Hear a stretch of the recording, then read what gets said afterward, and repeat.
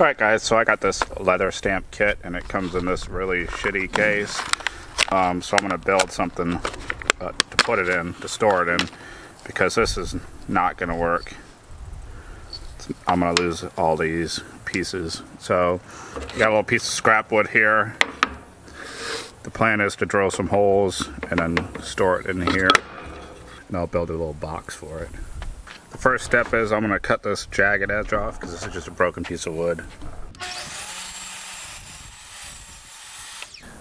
Now we're going to lay a grid out on here, and it's going to be 15 millimeters for the center of each hole.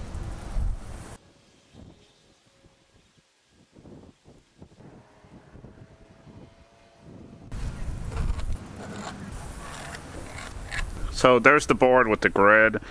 We're going to drill a hole in each intersection and then cut it right here.